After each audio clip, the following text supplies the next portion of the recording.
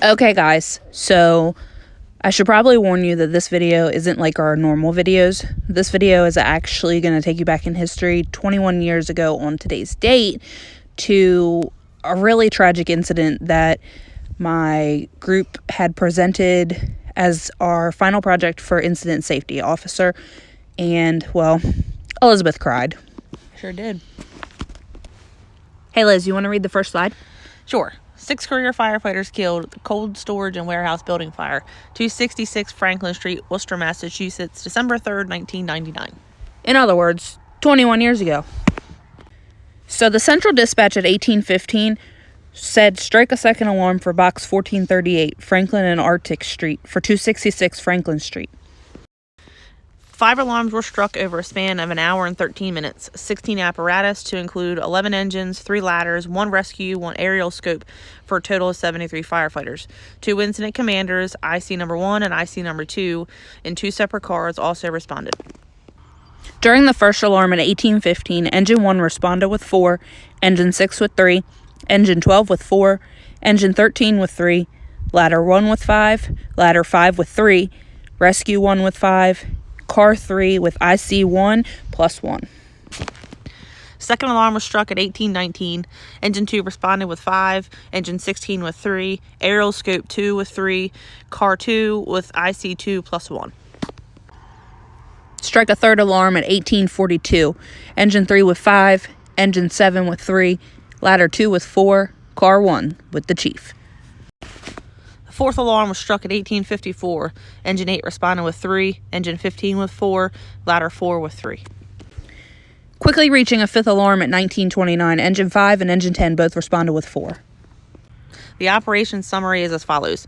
It began as offensive operations with search for fire extension and 2 possible homeless victims, then went to search for firefighter number 1 and firefighter number 2, which then went to search for firefighter number 1, number 2, number 3, and number 4, which then went to search for firefighters number 1, 2, 3, 4, 5, and 6. Then went to ventilation, then going to defensive operations for fire suppression, followed by search and recovery operations. On December the 5th, 1999, a NIOSH specialist, senior firefighter investigator, and NIOSH firefighter fatality investigation and prevention program team leader traveled to the scene during the recovery operations to conduct an investigation. Then from January 3rd to January 7th, 2000, the investigation team leader and 3 NIOSH specialists conducted another investigation. On the week of April 17th, the investigation team leader made a third trip to finalize the details of the first 2 investigations, along with an engineer and physical scientist from the NIOSH respirator branch conducted a SCBA maintenance evaluation at the request of the fire chief. So for a little review, the incident was reviewed with the chief, safety officer, division chief, deputy chief, and firefighters from the department involved. The incident was also reviewed with a representative of the IAFF, a representative of the Professional Firefighters of Massachusetts, the state fire marshal, the coroner, the district attorney's representative, and the state police. So on 3 separate occasions, photographs of the incident site were taken. The medical examiner's report was requested. Dispatch transcription records, SOPs, building drawings, and the victim's training records were also obtained. NIOSH investigators also completed a walkthrough tour of a similar cold storage warehouse. All firefighter victims were trained for the job they were asked to perform. The department requires 480 hours of training, 80 of which is hazardous materials, and a written test to become certified firefighter 1s and 2s. Quan, which is the building owner, was not charged, but families of deceased sued him for wrongful death for negligently failing to keep out squatters. The families received between $166,000 to $250,000 each from Quan in out-of-court settlements. Thomas Levesque and Julie Ann Barnes were the homeless, and they were charged with 6 counts of involuntary manslaughter. The charges were dismissed, and they received probation. Hazards that were previously unrecognized, had they been recognized, may have potentially changed the outcome of this incident. High-risk pre-planning would have made firefighters and the ICs much more familiar with what they were up against. Search ropes, for example, would have been very beneficial, and knowing the number of floors could have saved lives. Originally built in 1905, the Worcester Cold Storage Warehouse was a 6-story, 93,176 square foot above ground, not including the full basement, warehouse, which had been vacant since 1991. In 1912, Building B was added to Building A. So the basement through the second-story floor were concrete floors. The third story through the sixth-story floors were wood. Heavy timber joists and a flat roof with 2 stairwells, the B-side basement roof and the C-side basement. 2 sets of freight elevators adjacent to B and C stairwells, and 2 loading docks, B and C side. The second floor had 6 boarded windows on the 3 alpha and 3 delta sides of B building. B-side stairwell windows were also boarded with plywood. All entrances and exits had been boarded since 1991. However, homeless squatters still made access and created living quarters. The exterior walls were made of 18-inch thick bricks, and the interior walls had 6 to 18 inches of asphalt-impregnated cork. The floor level had determined the thickness, and there was 4 inches of polystyrene, is that how you say that? Mm-hmm. And or foam glass, as well as a thin layer of glass board. See photos on next slide.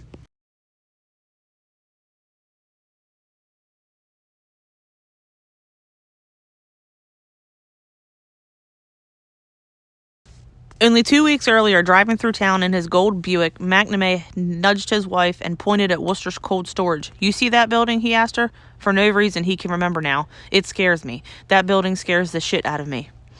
McNamee and Zinka stared at each other, brows arched, eyes wide. "That's a bad building," McNamee said. He let out a breath. Said it again. "Bad building." A captain named Robert A. Johnson, who got lost in a maze of meat lockers during a routine inspection. "Jesus," he whispered to himself then. "We'd better never have a fire in here." "What the fuck?" Robert A. muttered to no one in particular. "Hey, which fucking building's on fire?" Sean Flynn. The perfect fire. So the first thing that failed in communications was when the police officer called into dispatch. He used the wrong address. This had responding units thinking they were responding to a whole different situation. The actual location of the incident was far worse than the location dispatched. Bill McNeil, who runs an all-night diner just on the other side of I-290, grabbed a cop directing traffic. "Hey, some homeless people live in there." The message that there might be people inside was relayed over the fire department radios.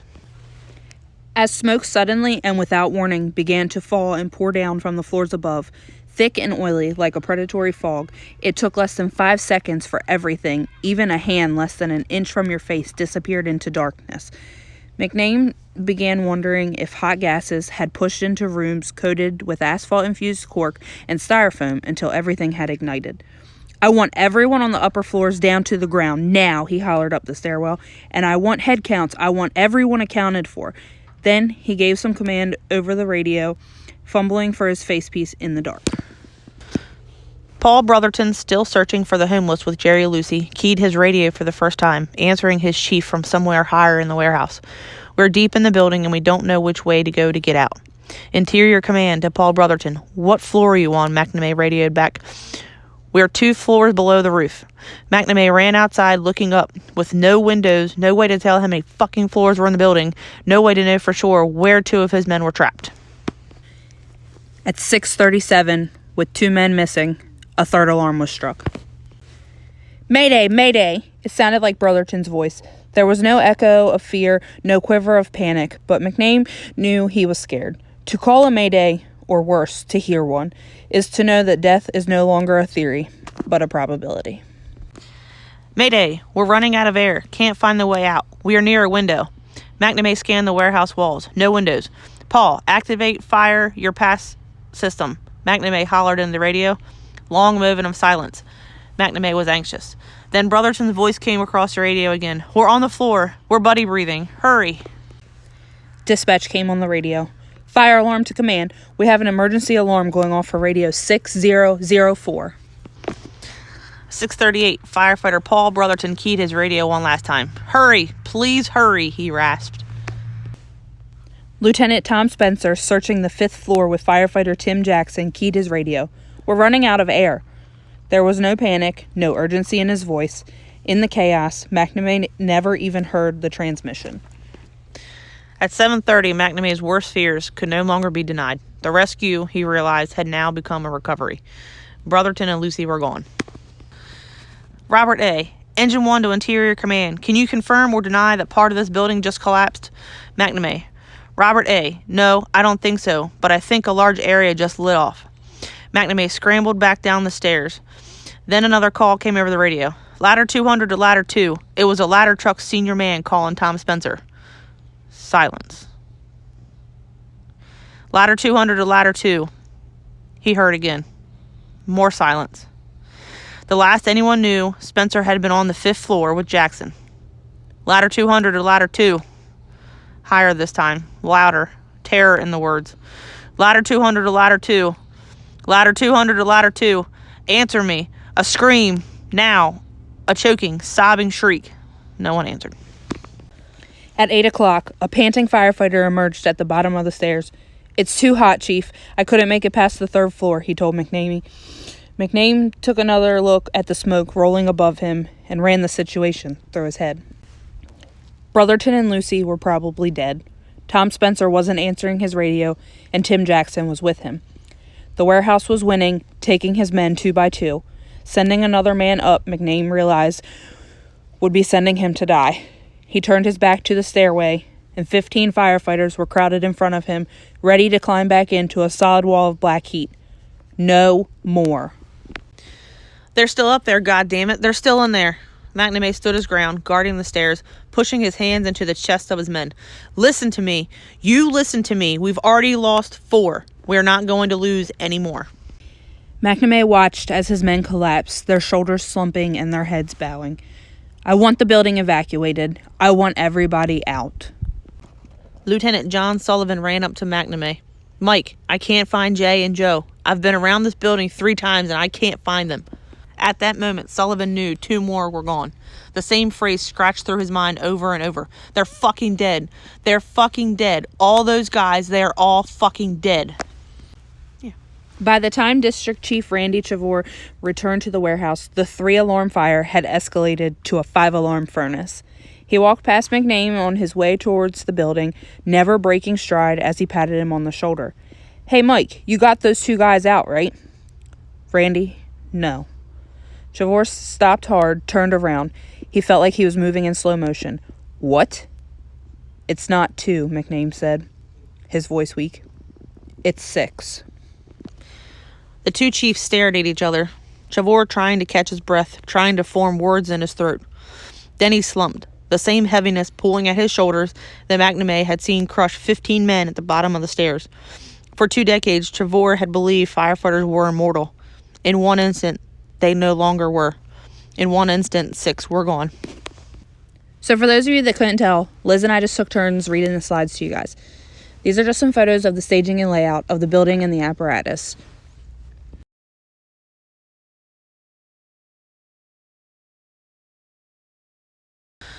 Accountability was something this incident lacked proficiency in.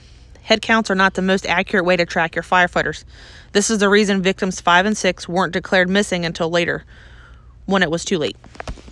So the list of potential witnesses included all firefighters on scene, Thomas Levesque, off-duty police officer and 911 caller, Julie Ann Barnes, Bill McNeil, the diner owner, and all police on scene. So the investigation led to the discovery of the cause of the fire. The night of December 3rd, Julie and Thomas were officially broken up but still huddling together inside the warehouse against the chill. Thomas wanted to have sex, Julie didn't. They wrestled around, a candle, the only light they had where they were, fell over. The wick brushed a pile of clothing. Orange flames began dancing across the cloth higher and faster, then leaped to a pile of old papers. The causes of death as released by the Office of the District Attorney are as follows. Victims 1 and 5 died as a result of severe thermal injuries and exposure to heat and noxious gases. Victims 2, 3, 4, and 6 died of inhalation of smoke, soot, and hot gases. So the best practices that could have been followed are as follows. Ensure close and accurate fireground accountability. Ensure inspections and pre-fire planning are conducted. Ensure that ICS is fully implemented. Assumption, confirmation, and position of command. Situation evaluation. Initiate, maintain, and control communications. Deployment. Strategy and incident action planning. And organization. Some more best practices. Ensure a separate ISO is assigned, separate from the IC. Ensure that SOPs and equipment are adequate and sufficient to support the volume of radio traffic at multiple alarm fires. Ensure the use of rope taglines when searching large areas. ensure RIT is established and ready to go, implement an overall health and safety program, NFPA 1500, ensure use of a marking system when searching large areas, and identify dangerous vacant buildings with placards.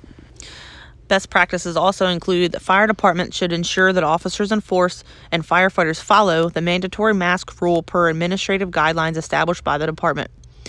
They should also explore the use of ticks to locate victims and firefighters in fires. NIOSH recommended that manufacturers and research organizations conduct research into refining existing and developing new technology to track the movement of firefighters on the fire ground. So, successful recommendations included the new developments in SCBA and firefighter tracking technology, wrote on 11/1/2011 by Shannon Piper. A quote from the article says, on December 3rd, 1999, 6 firefighters were killed in the Worcester, Massachusetts cold storage warehouse fire when they became lost and disoriented inside the large building, a tragedy that inspired a group of researchers to begin developing a way to track firefighters inside buildings. Today, that effort has grown from a small group of college professors to an industry-wide project, combining scientists and manufacturers who come together each year at the Firefighter International Workshop on precision indoor personnel, location, and tracking technology. So as a result, Scott has manufactured the Pack Tracker, which is a firefighter locator system. Actor and comedian Dennis Leary's first cousin, Jerry Lucy, and his childhood friend and high school classmate, Lieutenant Tommy Spencer, were both victims of the fire. Dennis established the Leary Firefighters Foundation in the spring of 2000, and in October of 2000, Leary held the first celebrity hat trick fundraiser, including a hockey game, a golf tournament, and a dinner. The hockey game was played at Worcester Centrum between a Hollywood team including Michael J. Fox, Kiefer Sutherland, Tim Robbins, and Rick Moranis, and a Boston Bruins alumni team coached by Bobby Orr and including Phil Esposito, Johnny Buke, Derek Sanderson, and Cam Neely. The hockey game raised $350,000 and is now an annual event. The proceeds went to Worcester and Central Massachusetts fire departments to fund equipment, technology, and training, and to the families of the firefighters who died or were injured in the line of duty. In July of 2000, journalist Sean Flynn's article, The Perfect Fire, was published in Esquire magazine. Later that month, based purely on the article, Flynn sold the rights to an unwritten book version to Warner Brothers for a reputed six-figure advance. Flynn's book, 3,000 Degrees, The True Story of a Deadly Fire and the Men Who Fought It, was published in 2002 and formed the basis of a screenplay written by Worcester native Scott Silver in 2004. In September 2003, Warner Brothers hired director Danny Boyle to shoot the project, provisionally titled Worcester Cold Storage. Filming was expected to begin in early 2004 with an autumn 2004 release date. Firefighters across North America protested that it was insensitive to make a film about fallen firefighters while their children were still young, and Worcester Firefighters IAFF Local 1009 wrote to other firefighters asking them not to participate in the movie's production. It succeeded. Frank Raffa, president of Local 1009, responded that firefighters may one day drop their opposition to the movie, but we want to wait until the kids of our fallen comrades grow up. The 2004 movie, Ladder 49, directed by Jay Russell, told the story of a fictional Baltimore firefighter who was trapped inside a warehouse fire and his recollection of the events that got him to that point. The film, starring Joaquin Phoenix and John Travolta, was based on the events of the Worcester fire, and the screenwriter of the failed version, Scott Silver, said, "The makers of Ladder 49 were interested in the rights to the movie, but didn't get them, so they changed the location and the characters and kept the outline of the story." This deadly fire ties for 24th place in the deadliest firefighter disasters in America. The site of one of Worcester's greatest tragedies is now a site of hope. The city will dedicate its new Franklin Street Fire Station on Wednesday at the location once occupied by the Worcester Cold Storage and Warehouse Building. A fire in the vacant facility started by a homeless couple killed 6 city firefighters in December of 1999. The firefighters went in the building because they thought people might be trapped inside. The opening is expected to be attended by state and city officials, as well as family members of the 6 firefighters who perished. The public is also welcome. James Lyons Jr., the father of Lieutenant James Lyons III, who died in the fire, says the $8 million fire station is a fitting tribute to the fallen firefighters. Hey, Liz. What? It's your favorite part. No, it's the part where I cry. Caution, the following video may cause teary eyes. Viewer discretion is advised.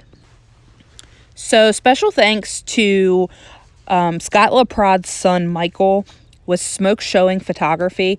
I had reached out to them in hopes to obtain some photos from the incident to put in the following video.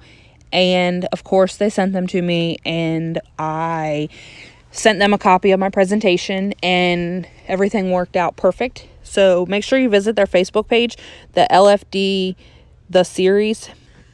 Once again, huge thanks, guys. My presentation wouldn't be the same without your photos. Now enjoy the video.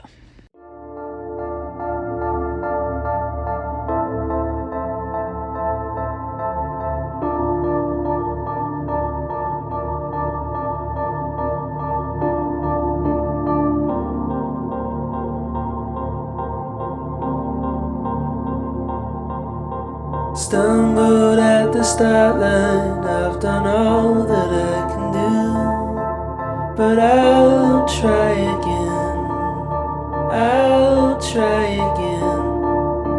Stay on the straight and narrow, we'll meet up at the end.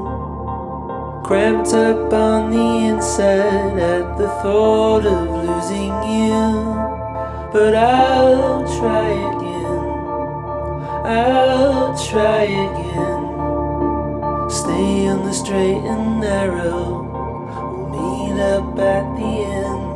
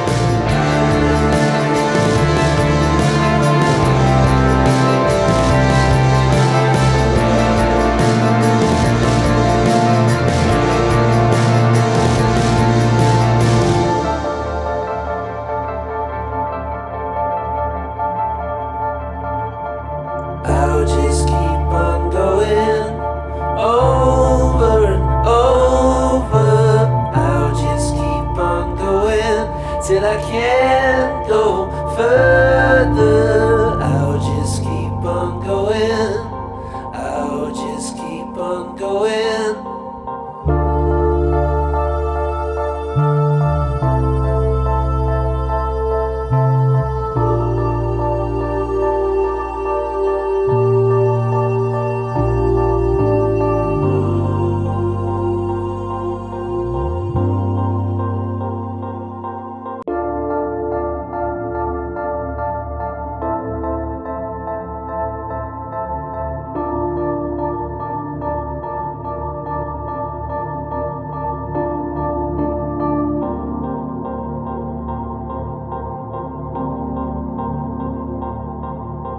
Stumbled at the start line, I've done all that I can do, but I'll try again, I'll try again. Stay on the straight and narrow, we'll meet up at the end.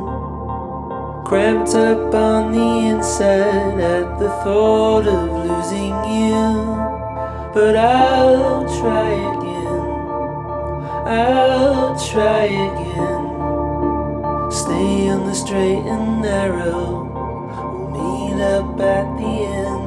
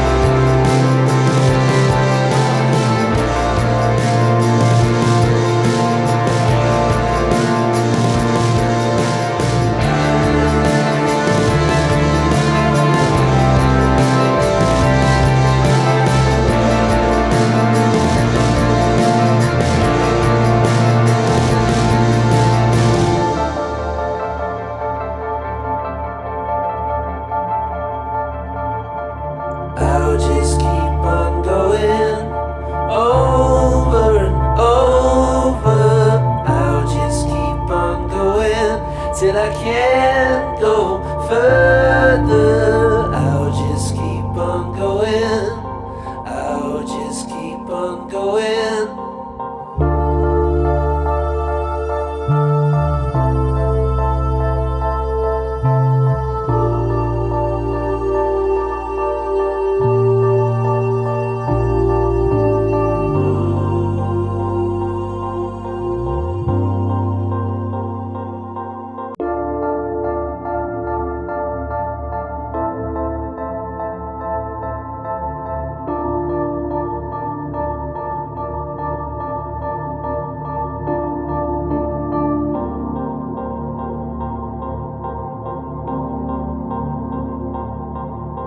Stumbled at the start line, I've done all that I can do, but I'll try again, I'll try again.